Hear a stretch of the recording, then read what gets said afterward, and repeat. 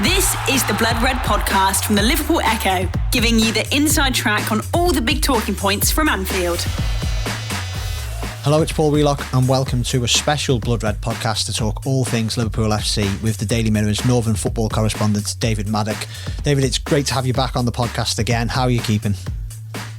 Hi, Paul. Yeah, I'm keeping well. Keeping my spirits up despite the continuing lack of football, because we've finally got some games to look forward to. As you know, it's not been the easiest as a football writer writing about football when there's absolutely no prospect of football actually happening. So it's really good to see it coming back on the horizon. It certainly is. We're recording this podcast on Tuesday the 9th of June, and on Wednesday the 17th of June we'll have the first games back in the Premier League with those games in hand, albeit there will be no fans there, like there'll be no fans there in the stadium for the rest of this season at least. Is it the right time to come back in your opinion? Yes, it is, and I think it, because it's football can provide this bubble that they're talking about. I don't want to get into this, the kind of corporate speak, but the sort of closed bubble that they are providing is actually clearly making it safe for players, and obviously with no fans allowed in the stadium, I don't think you're going to get issues with it being played, and I think it's the right safety is obviously the primary and major concern, and if you can provide that, then football desperately needs to return for financial reasons, as all businesses do, and obviously that's a balancing act, and that everybody needs to kind of deliberate and follow. But I think that the way that they have protected the players since they've decided to come back kind of proves that it was the right time. And what I mean by that is you've got some people. Troy Deeney was perhaps the highest profile. Some players saying they didn't feel safe. They didn't know whether they could return, and they had people in their families who they wanted to protect. And that obviously that's a laudable and I'd be totally sympathetic to that idea and sentiment. But actually, what you've seen is that when they tested the first round of testing for players and staff, there were 6 who were identified as having the virus who did not know. They were all asymptomatic and didn't know they had the virus. So it was good for them to know they had it. They hadn't caught it in a football environment, obviously, because they hadn't been back at that point. And they were able, therefore, to protect their families because they knew that they had it.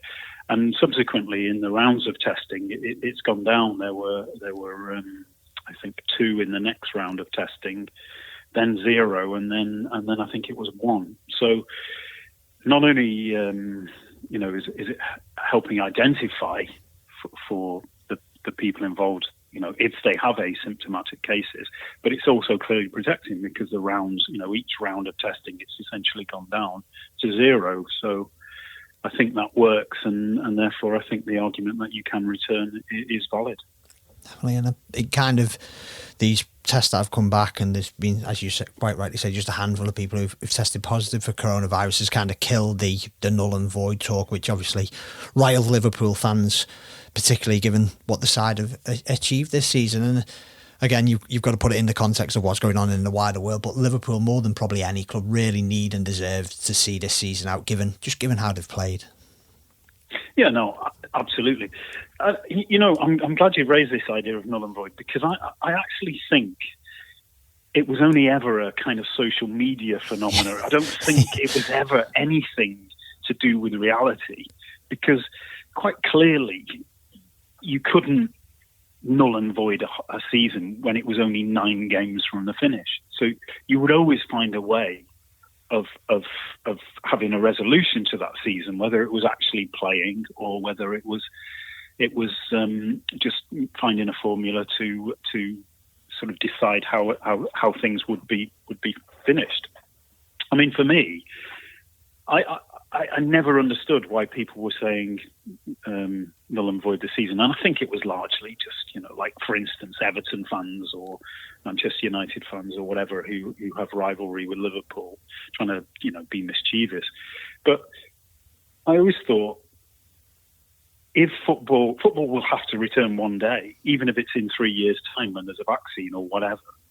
And at that time, it's like, well, why would you not finish the season even then? Because, let's just say there's a little spike now and they say, oh no, we can't return for football theoretically. We're not going to return on June the 17th, or they return and then they immediately cancel. Then if you say, okay, we're going to cancel the season, and then we'll try and come back in October. Well, great, you cancel the season, you start a new season in October. But what happens if there's another spike in November? Yeah. Everyone's talking about a kind of a second wave as being inevitable. But if there's a second wave, you then cancel that season, and then you start another season, and then, where does it ever end? So for me, it was always the most sensible idea was finish this season when you can, because you don't know what's going to happen to the next season anyway. So it was always a nonsense. But you're right, with where Liverpool are concerned, they were. I remember going on to I think it was a Sky football show on just before the lockdown, and they were talking about should Liverpool be awarded the title? And I said, they're already champions. Yeah. And they were like, what do you mean? And I was like, well, because statistically, the reality is Manchester City would not get 100% of points by the end of the season. They would not win every single game, and Liverpool would not lose every single game. So therefore, they were champions already. And people couldn't get their head around that concept, but effectively Liverpool had already done enough to be crowned champions, so obviously they should be.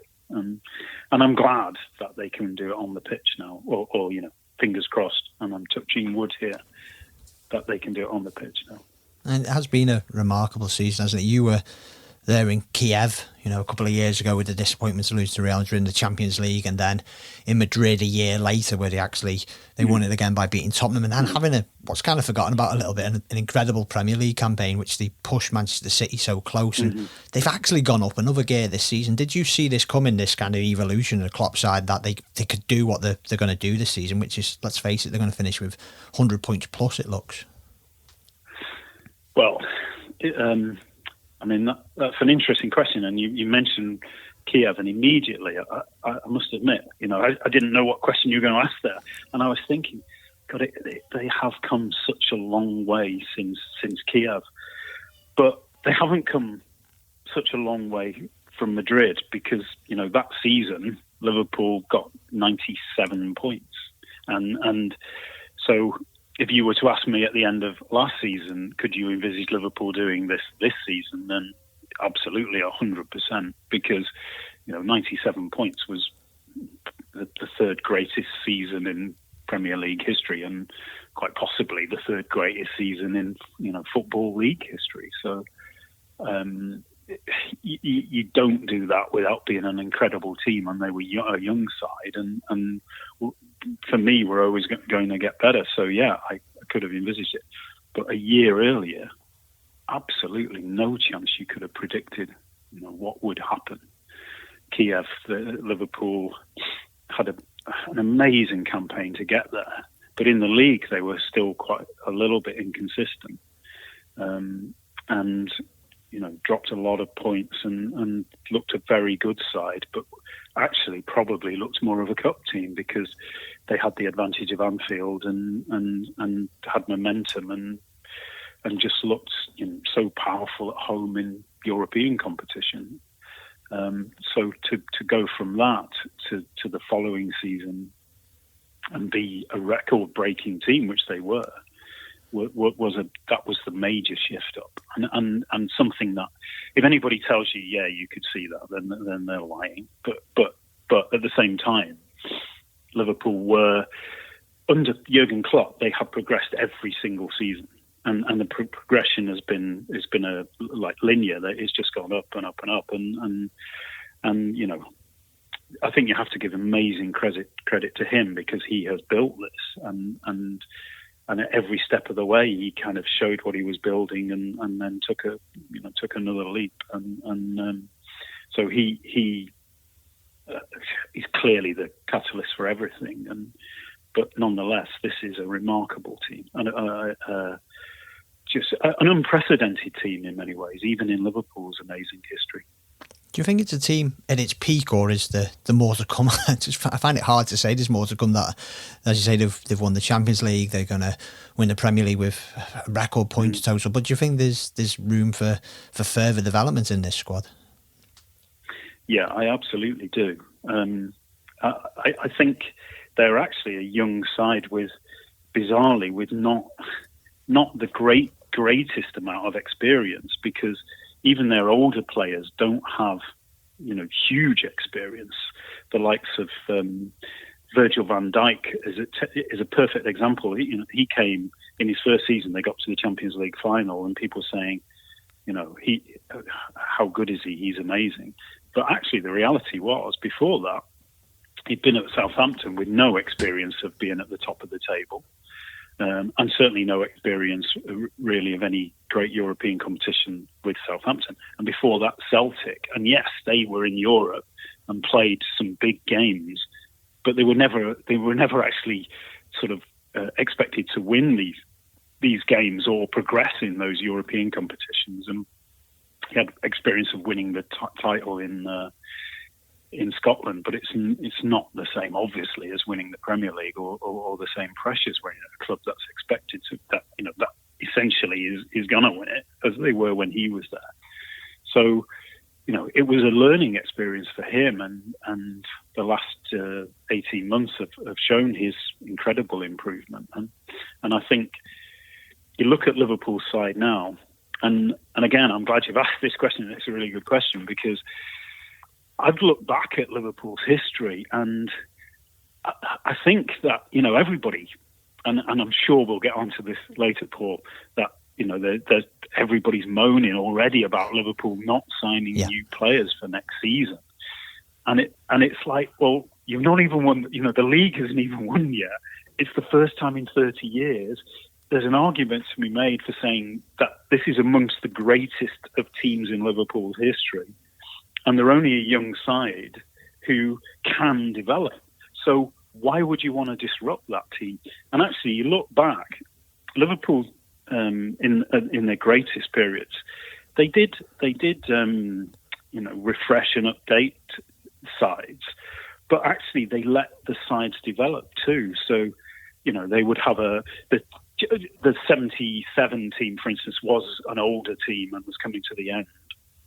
And they refreshed and updated it, and then that team played together for maybe three years or so, through 78 to 81, and then they refreshed and updated that side, and they then played together through to like 84, 85. So this side has only been together really for 18 months or so.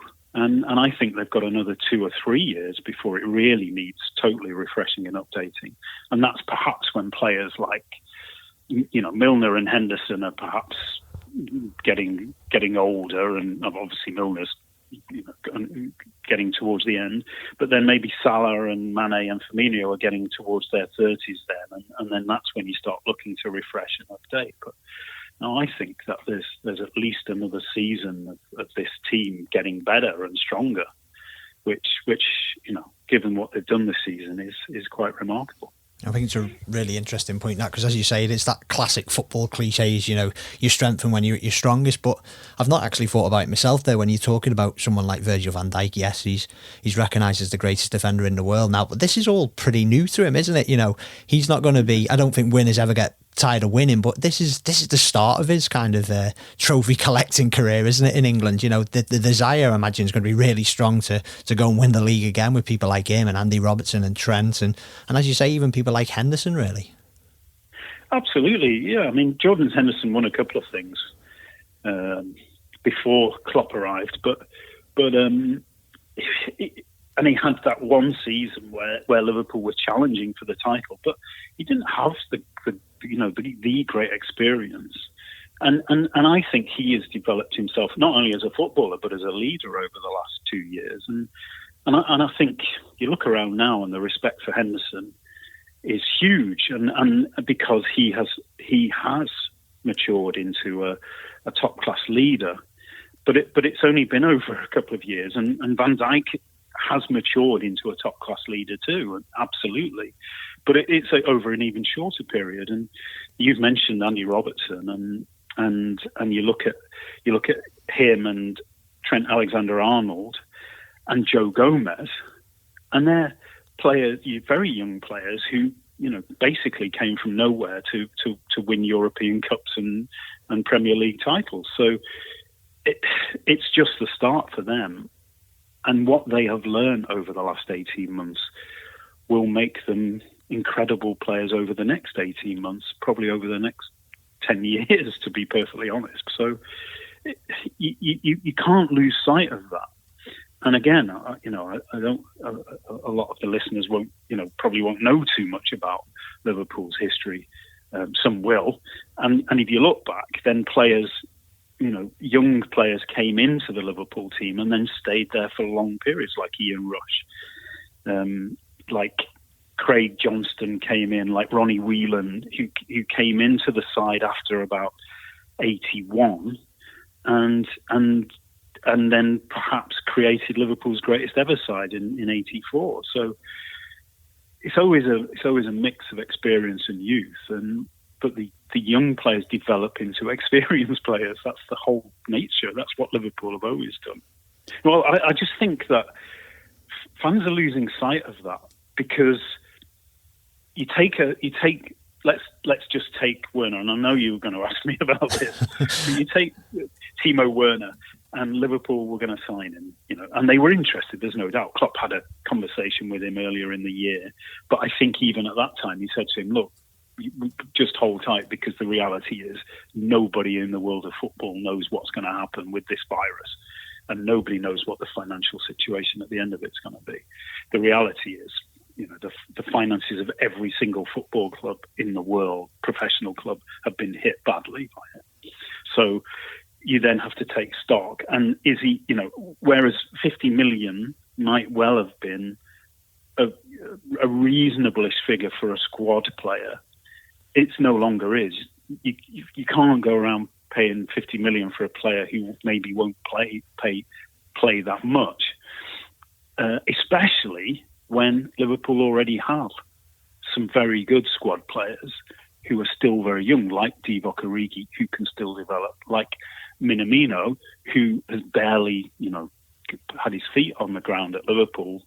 So do you need a 50 million player to provide essentially backup when you've already got a side who have won the league at a canter, have been to 2 Champions League finals in a row, and will only get better? Then logic says no. And I think that, a lot of people are overlooking that.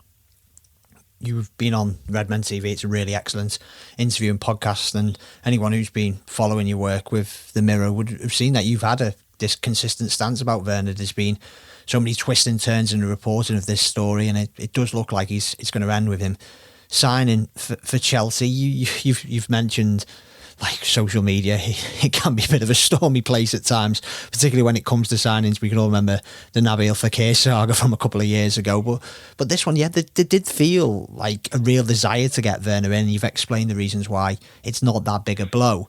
How did you feel kind of reporting on this? Because you took a stance, didn't you? You said, like, listen, this isn't going to happen, but I imagine you got a bit of stick for that at the time.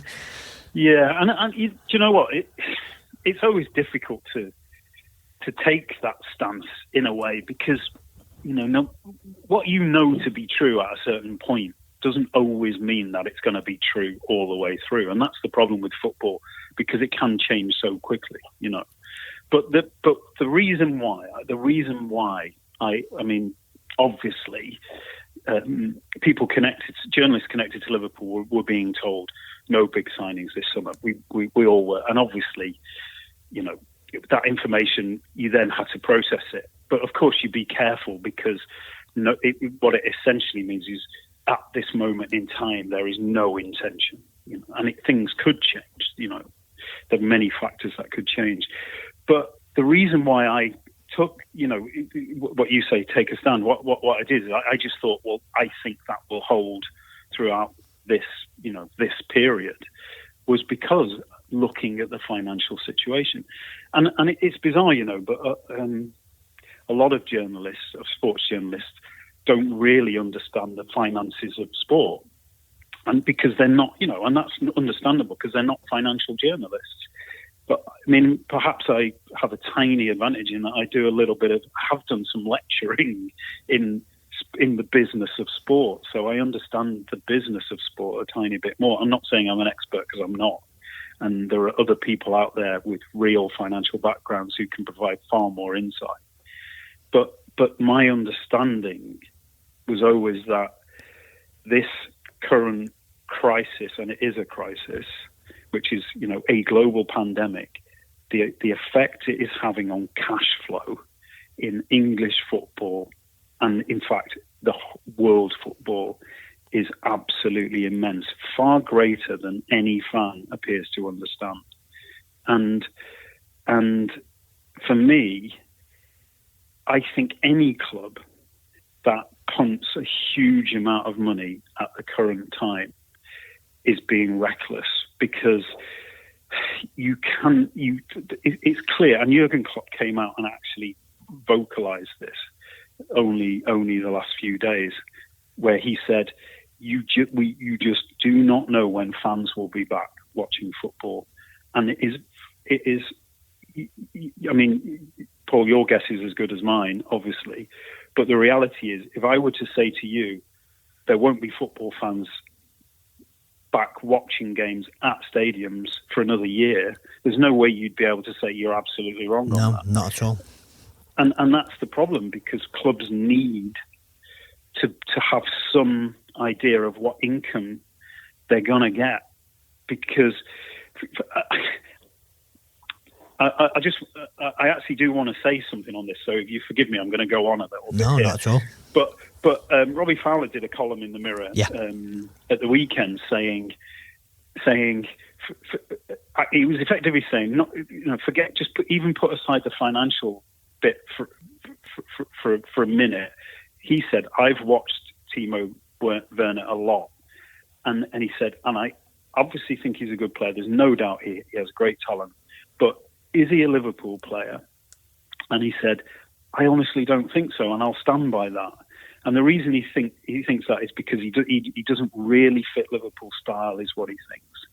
He would maybe disrupt Liverpool style slightly, and also because he felt he didn't influence games enough yet for a top-class player, and that the money they were asking was for a top-class player. So I tweeted that out. This is Robbie Fowler. If anyone knows about strikers, it's him. It's him, yeah. And the response, you mentioned Twitter. The response on Twitter was behave yourself. You're just towing the party line because they're not spending money. It's ridiculous. We need to spend money.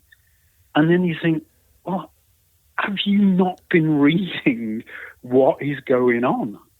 And the fact is, I think that fans seem to think that football clubs only spend money after it comes in, and I think that's one of the big problems here. And by that, what I mean is they look at it and think, oh yeah, Liverpool will earn X amount of money, 50 million for winning the title, and that comes in like next season or the season after, and then they spend it. But obviously the reality is, just like you and I do, we get a salary and then we budget based on our salary that is coming in the future. And then so you say, I'll buy a house, or I'll buy a car, and then I'll pay for it out of the salary that I know is coming in the future. But suddenly Liverpool's salary in that respect, like every other football club, has been hit, because they've already taken a financial hit on monies they expected to come in this season, which now won't, which are TV money, which has been cut, which are gate receipts, which has been cut massively, plus all the associated income on match day, which has been cut massively. And already, even before we look at next season, Liverpool have been hit by at least 50 million, probably considerably more. And so has every other Premier League club. That has a massive effect because they've already budgeted to spend that money on salaries which are fixed for the next, in Liverpool's case, they've got nearly all their players signed up for 3 or 4 years. Now, suddenly you've got a massive cash flow problem because that money is no longer coming in anymore, but you're still having to spend it because you've got to pay player salaries because they are contracted and you can't get out of them. So what do you do? And then you think, Christ, what happens next season if there are no fans? We're going to lose 3 times as much as we've already lost, but we're still budgeted to spend that money. And the only way to react to that is to say we have to be cautious now. And okay, if it all blows over and fans do come in, in September, October, then we can look at maybe spending money in January if we know that money is secure. But actually, the reality is the fans won't be coming in, I wouldn't have thought, anytime soon. So clubs have to be cautious, and I think that's what Liverpool have done. And I think it is only the right thing to do. And I'll just add one more, and I know I've gone on a long No. Really people will immediately point to Chelsea and they say, well, Chelsea has spent it, why can't Liverpool? Well, actually, 2 things. One, Chelsea had 58 million coming in when they sold Morata.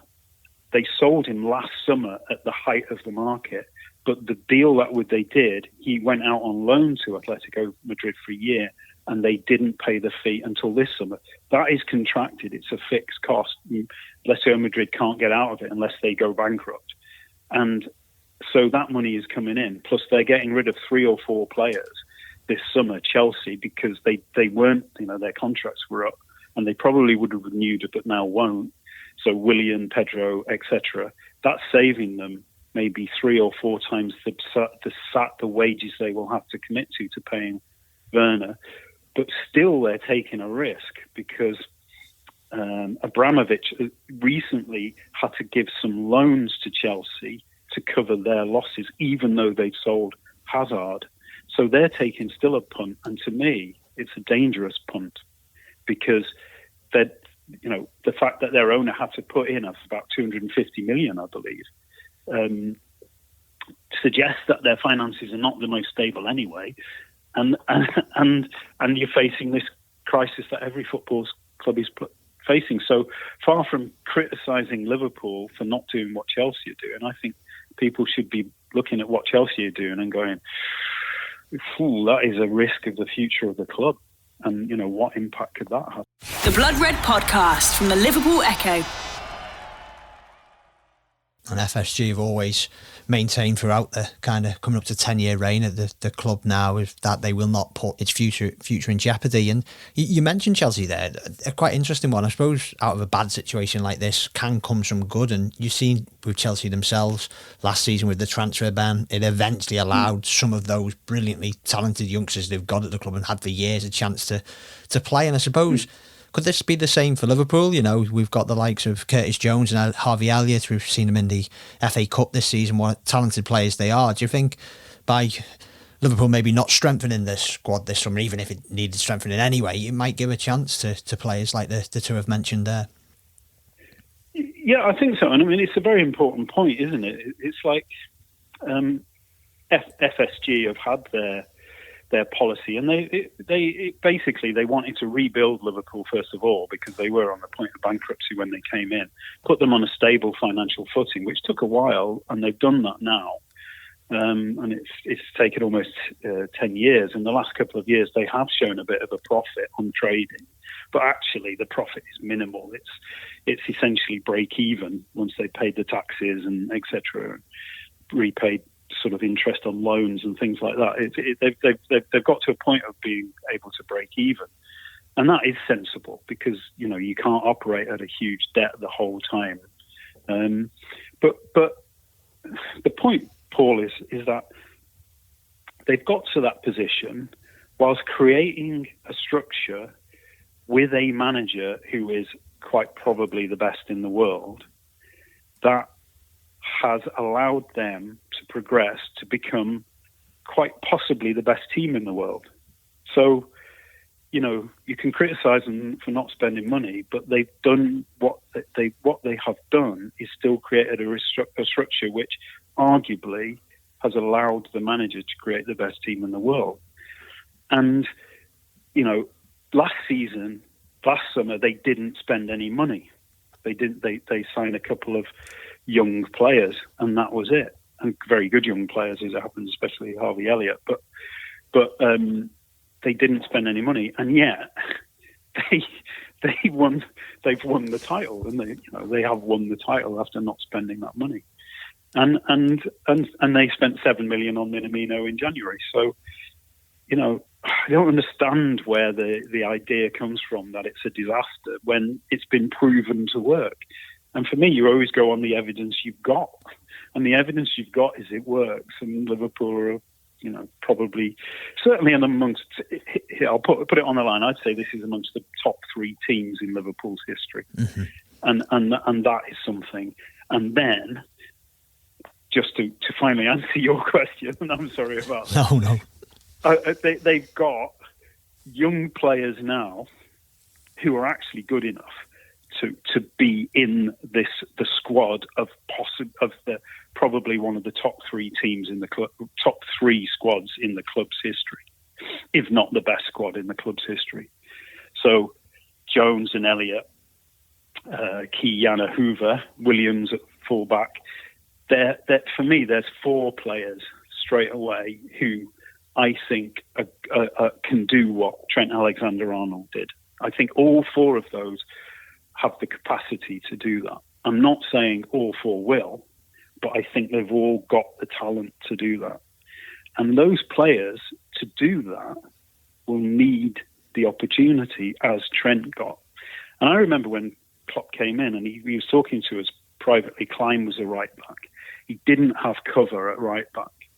And I remember him, I specifically remember this, he sat down with a bunch of local people who cover Liverpool regularly, and he chatted out, he was off the record, and he was saying, I've got a real dilemma, because this kid, Trent, he'd only seen him for a few months, he said, he's top class, he's going to be top class, but he's not physically strong enough yet for the Premier League. So I've got a dilemma, because do I wait for him but have no real cover, or do I sign somebody as cover which will stop his progress? In the end, he obviously decided he wait for him. I remember, I think later in that season, Alexander-Arnold played at Manchester United and had a really good game, but ended up getting cramp in it towards the end of the game, and showed, physically he was still struggling a bit, but was so talented. And that's the dilemma he's got now. He's got these 4 players, but how does he give them games? And, if, for instance, Lallana will go, obviously, at the end of July now, then does he look for cover to replace Lallana in some form? Or does he say, okay, well, Curtis Jones has got the talent to do the role that Lallana has done this season? And I think he will. I think he'll say that. And I think Harvey Elliott, too, absolutely has the talent to cover, say, Mo Salah. But is he ready to cover Mo Salah? And that's a big question. But I suppose, with Origi around and Minamino around as well, not in the first team, they certainly do have the talent to cover. So it allows him to also use the likes of Elliott sparingly, but giving him the experience as he did with Trent Alexander-Arnold in his first year, and then he can put them in the side more regularly. I think Elliott will definitely come through, and I actually really, really believe in Curtis Jones as well. I just think he's in a position where it's really hard to break through in the side, but I think he could become a regular Liverpool player as well. Great stuff. Do you think the fact that Liverpool are only 2 wins away from the league, as you said throughout this podcast, they will win the league, there's almost an opportunity to blood some of these young players towards the back end of this current campaign and give them that kind of experience that it's sometimes maybe harder to do when, there's so much on the line? Yeah, absolutely. Yeah. I mean, and also Paul, the fact that it's 5 substitutes now in games instead of 3, and that allows you to sort of put on a couple of youngsters in any game, and so I can see the 4 players I've mentioned for sure getting opportunities from the bench in virtually all the remaining 9 games, and I think that Klopp will want to do that. I think he's given Lallana, and it was announced today on Tuesday that Lallana's has agreed to stay on until the end of this current season, which is at the end of July. And the reason for that is not because he wants him to play, but because he wants him to be part of winning the title, which he was, fundamentally a part of, and not just this season, but in Klopp's the whole development when Klopp came in. Lallana's key to that, and Klopp wants that to be recognised, and Lallana, I think, wants to be part of that. So, but I think that Liverpool, and I believe Liverpool want to, would look forward to next season to use the remaining 9 games to blood younger players, but also to get them ready for next season, because it will actually come very quickly, and this is almost a sort of fitness program for next season. This is almost like your pre-season friendly and your pre-season sort of trips, if you like, because it's that's where you're getting players ready to hit the ground running for next season. Really interesting. Just before we kind of go into the final part of the podcast, you've talked about how kind of one thing Liverpool needs to get sorted with Adam Lallana's short-term contract, and right as you rightly said earlier in the podcast, Liverpool have given out a lot of money in terms of securing their top players to long-term deals. The only one that kind of stand out for me is Wijnaldum, because he's a year away, isn't he, from his deal expiring. What do you think is going to happen there? Well, it's actually a difficult one for all the financial reasons that we've spoken about, because you're committing to a fixed cost if you give him a long-term contract, but you're not certain anymore of a fixed income. So it's harder to judge what a decent contract is. And actually, my understanding is that Lallana, even in the month's extension he's signed, is not signing on the same terms as his previous contract. So that reflects it's only a month, and yet there's still, the contract is less, and that reflects the financial reality. So I think Wijnaldum 100% would have been given a new contract, and a longer term one as well, 3-4 years maybe. But I think now perhaps that's going to be a more difficult negotiation, because he will obviously want the same, if not more wages, which is natural, especially because he's had more success from when he came in and when he signed his last contract. But at the same time, there is that financial dilemma. So it's going to be a tricky negotiation. But I can see that Liverpool would want him to stay. He's a very important player in the squad. He's talented, but he's also supremely fit. Doesn't get injured much.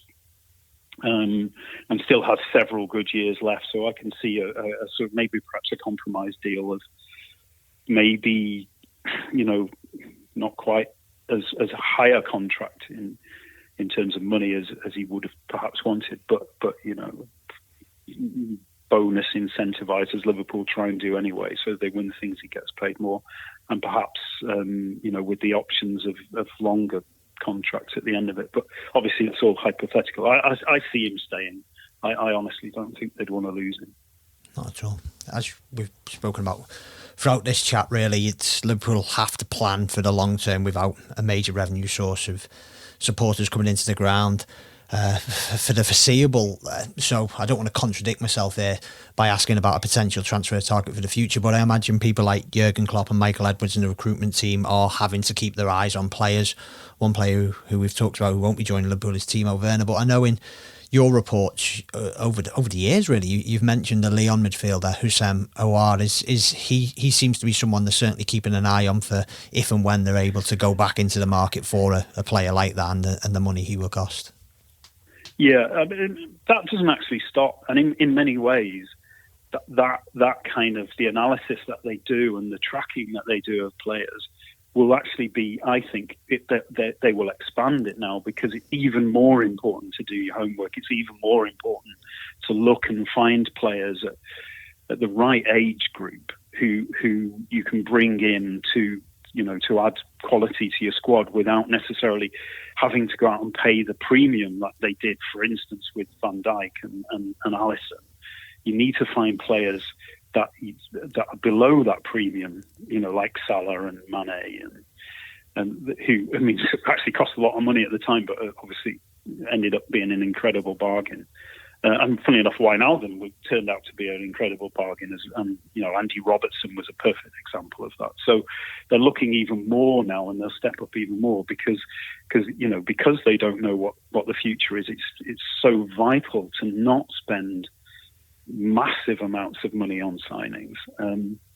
And Aouar's a really, really good example. They've tracked him. There's absolutely no doubt since before he got into the Lyon first team, he was involved in youth level tournaments where Liverpool first were aware of him. And I think they will continue to track him because they'll see what his development is. And now I would say it's unlikely he will leave this summer. Lyon, I think, would have sold him this summer under normal circumstances, but the market has dropped for everybody. So, Lyon can't afford to buy players anymore unless they sell, but they can't sell because the players are simply not worth as much in this current market as they were a few months ago. And you know what?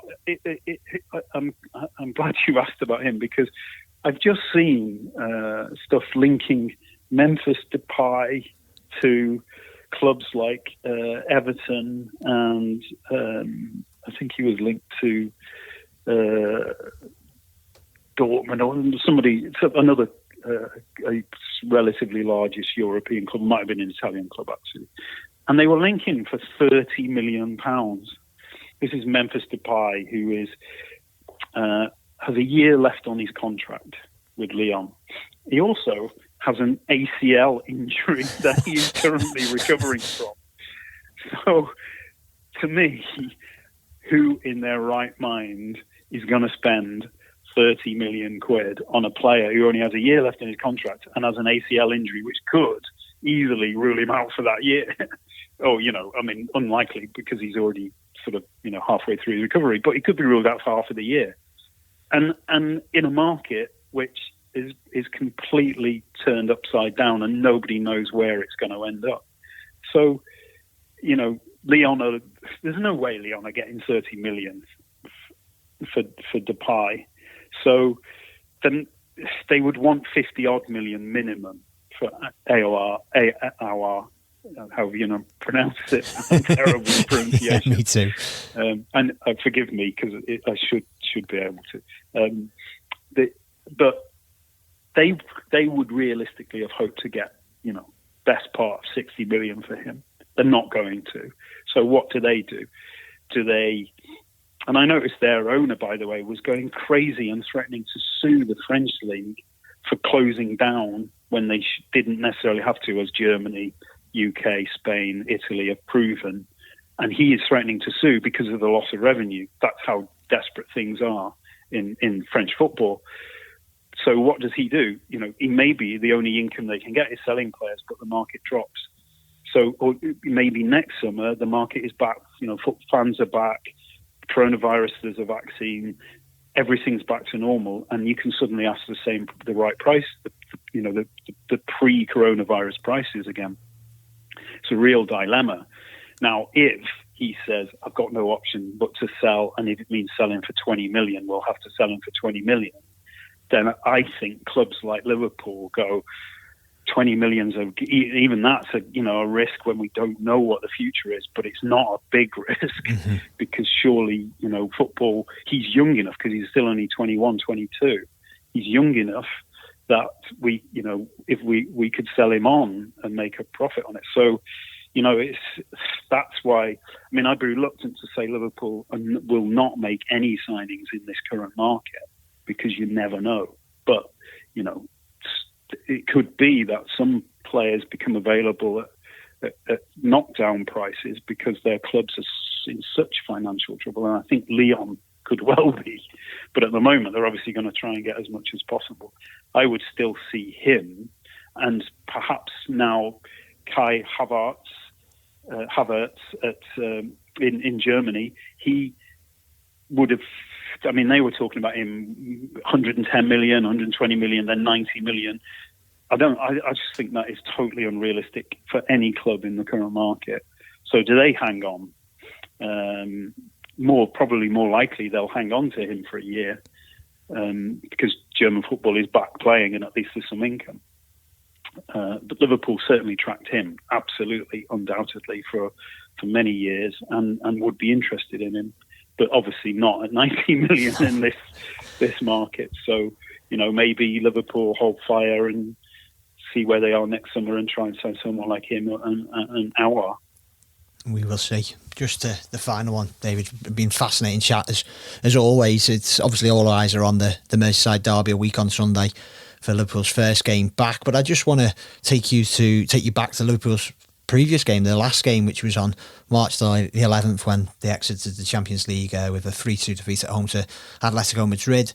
And around that time, you very publicly on Twitter, on social media, questioned whether the match should be going ahead, let alone with fans. And at a time when, to be frank, not many of us were, not many people were talking about it. We realised that coronavirus was on its way, but I don't think people quite understood the magnitude of it all. But you did, didn't you? And in retrospect, you proved to be very true and very right.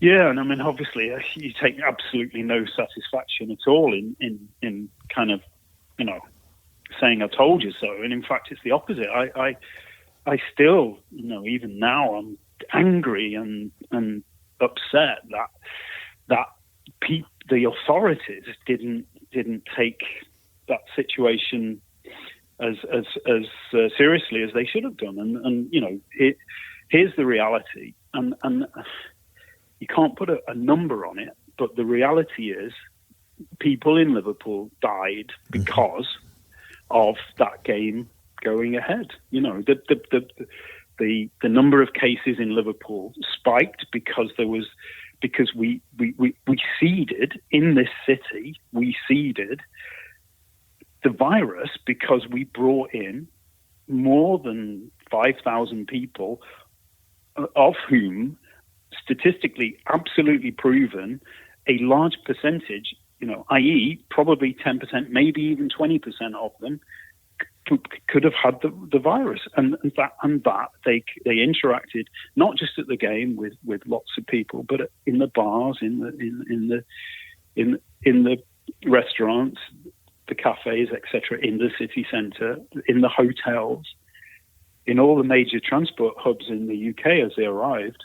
They seeded the virus, and that statistically it's been shown without question that there was a spike about 2 or 3 weeks later, about a week later, and a spike in deaths in Liverpool, the Liverpool area, about 3 weeks later, and clearly it is connected. There's no doubt, and that's a tragedy, and I actually believe there should be an inquiry. A proper government inquiry that asks why that game, why the Cheltenham Festival, why other things were allowed to go ahead, why the lockdown was not introduced earlier, because the evidence was there.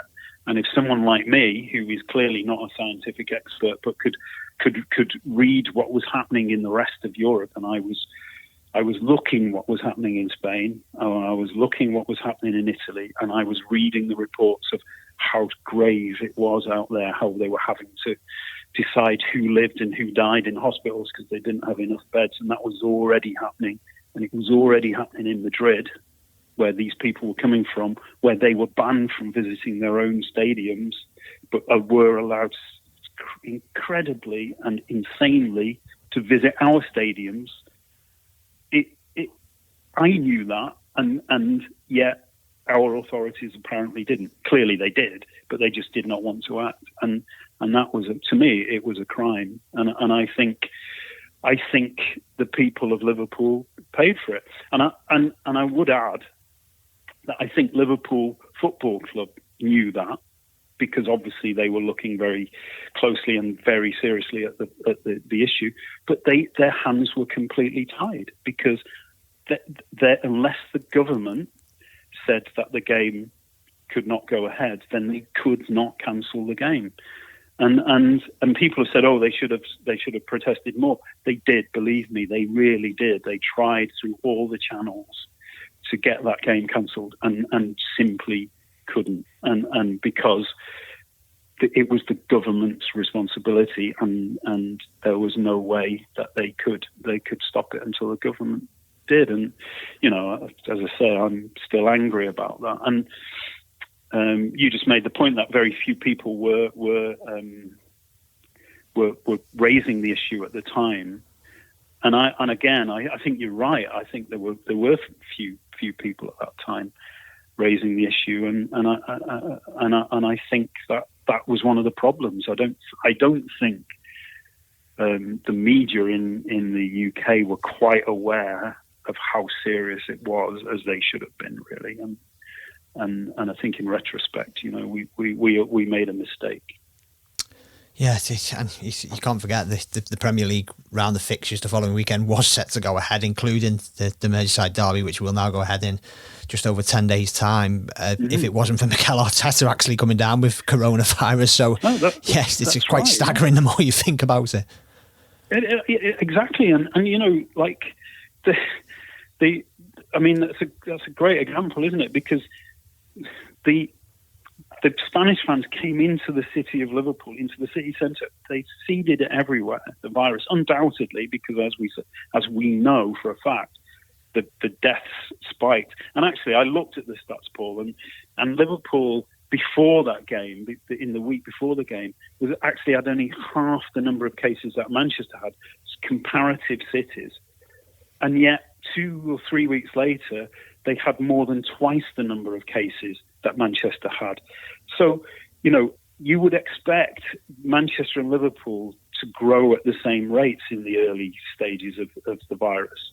And yet, Liverpool was well behind Manchester before that game and jumped massively ahead of them soon afterwards.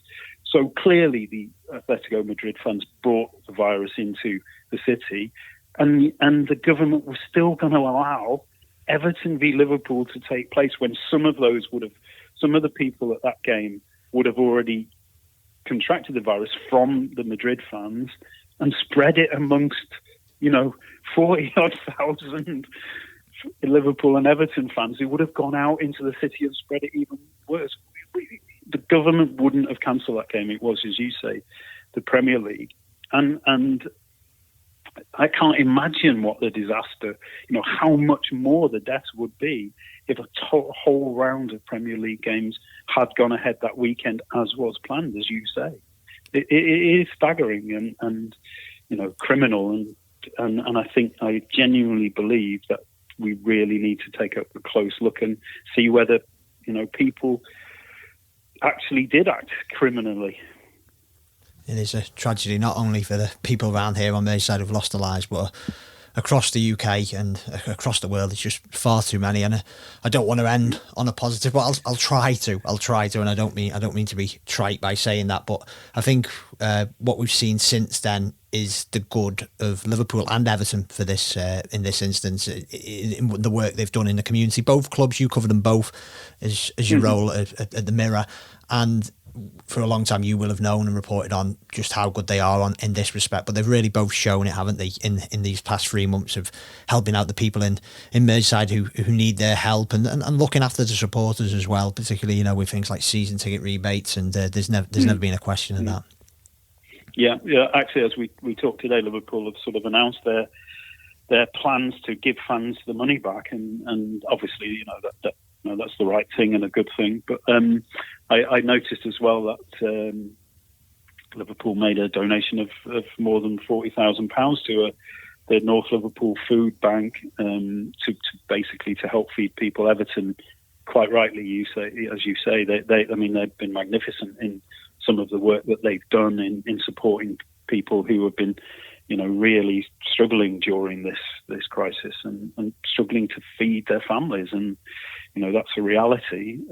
It's been a reality for a long time in this country during, many years of austerity. And the clubs both have contributed a lot in the community to help people who are struggling. And I think they've stepped up and tried to help in the last couple of months, the last few months. And more now will need to be done over the next, few months and years, because clearly the economy is going to be hit, and jobs have been lost and may not come back for a long time. So, these are pretty grim times for all of us. It's not just for football. It's we've looked at the economic cost to football, but it's the economic cost to our societies and tough times. So whatever clubs can do, I think it's appreciated, and it should be. You're right. We should praise them and encourage them to keep doing that, and I know that they will, because both football clubs have, as you say, incredibly active community sort of awareness reach, and they do reach out to the community really well, and it really is a good thing, and probably amongst the best in the country in terms of football clubs, which is great. You've been listening to the Blood Red podcast from the Liverpool Echo.